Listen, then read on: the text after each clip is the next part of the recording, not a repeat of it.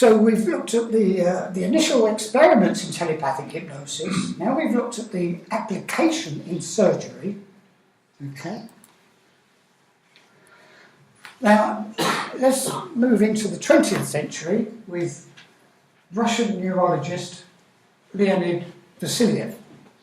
And he was inspired by the writings of Myers and Janet about telepathic hypnosis, and he was curious as to how this worked.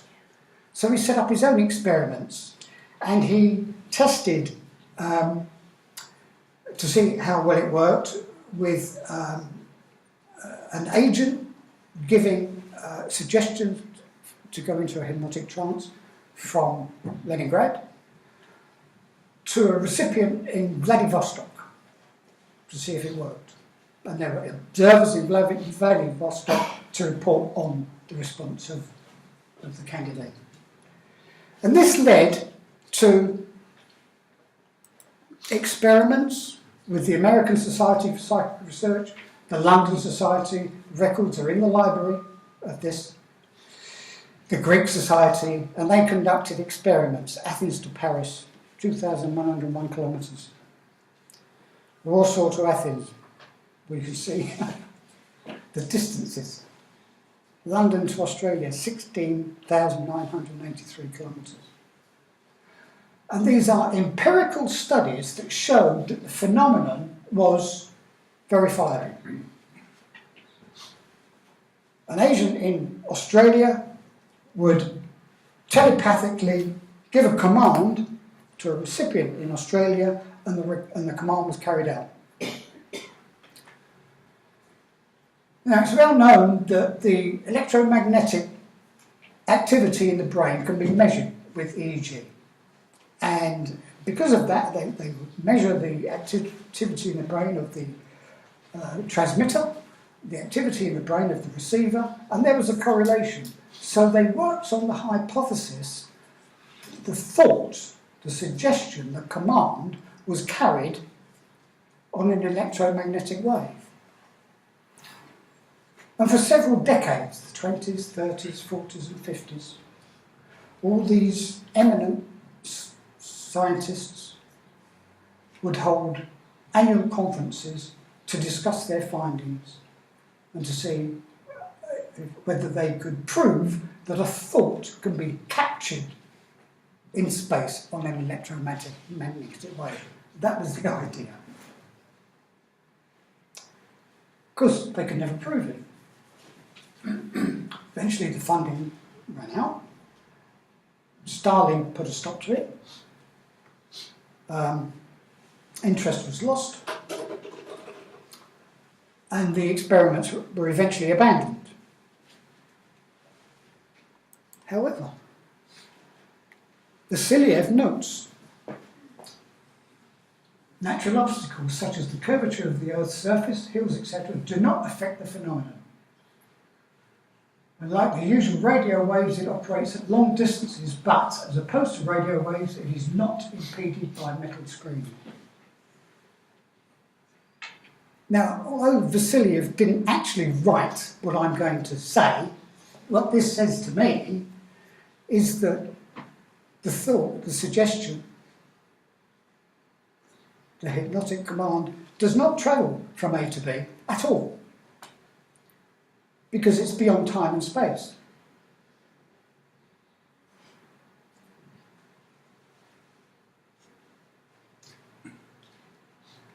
Consciousness and the spirit, to me that's the same thing, is not of the physical dimension. And that explains for me an awful lot. It explains how the work that I do is done. And I'll come on to that in a moment.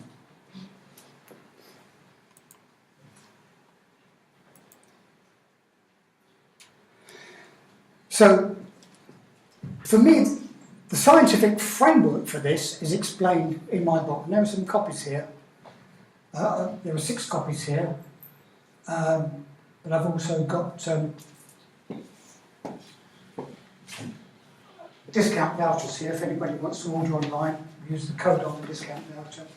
But for me, a full scientific explanation was what constituted my doctoral thesis, and it's all in there, okay? So for serious researchers and people who have a genuine interest in this, this is the foundation, the scientific foundation. So where are we now? Now, I was recently looking at recent publications and recent YouTube videos of the state-of-the-art research in telepathy. And still there is no mention of its application. We're all familiar with remote viewing because the research of Vasiliev led to the Russians developing their form of remote viewing where they were spying on the USA during the Cold War. CIA got to hear about it, initiated their own program at Stanford, and this has now become common knowledge, the remote viewing project of the United States Department of Defense, right?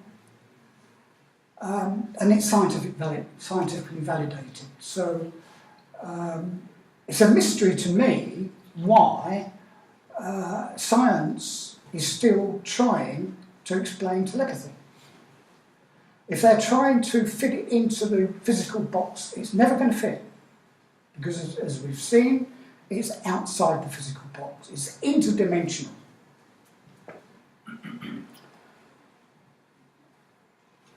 Now, so I'm not interested in the research that's being conducted to scientifically validate telepathy, because I know it exists, I know it works. What I'm interested in is how we can use it.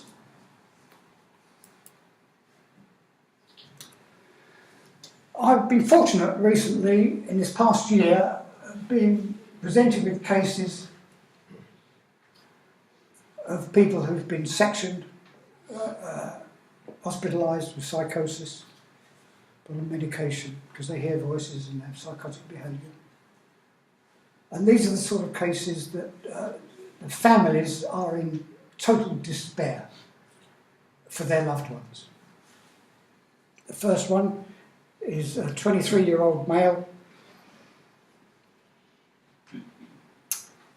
and his family came to me and my colleague Andrew Medium for help, and we started working with him using telepathic hypnosis. Second one, coincidentally, another 23-year-old. It's interesting that these are young men still living with their families because they are dysfunctional.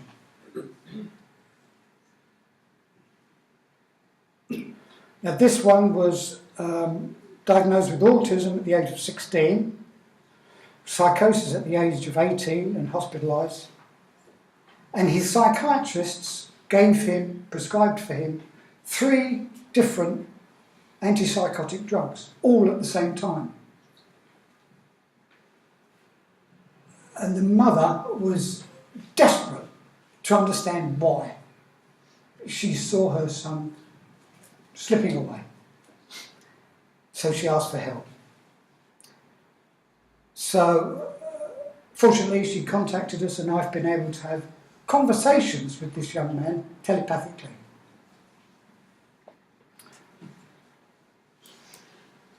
And the third case study, this young man was adopted at the age of 12 months. He was a victim of parental neglect by his birth parents. So he was adopted by an educated and well-provisioned couple, professional couple. They adopted a daughter as well. By the age of 17, his behaviour had become so challenging and without adequate resolution from NHS mental health services, they tried to get help outside the traditional system.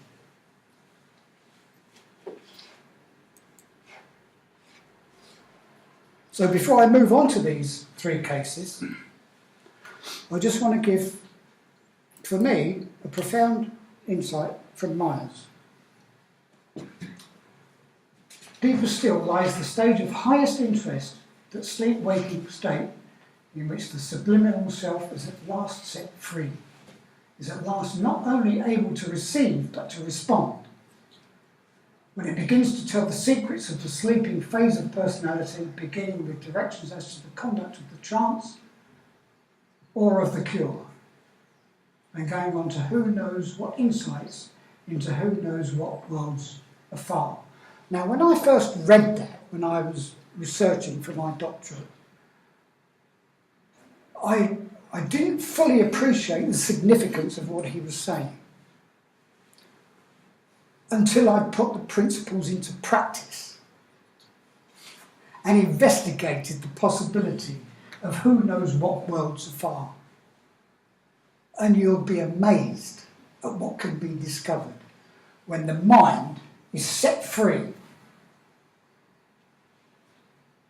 and can travel beyond time and space. You will be amazed.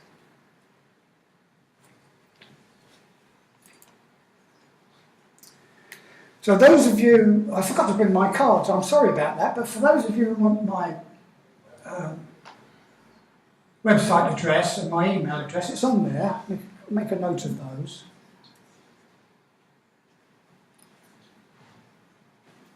And I shall leave that on the screen because that's the end of my presentation on the history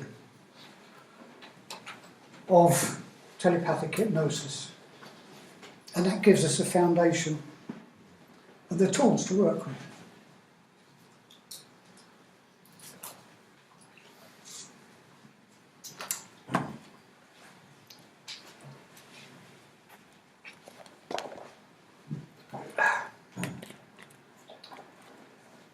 So now I'm going to skip through these quickly because I want to save plenty of time for discussion.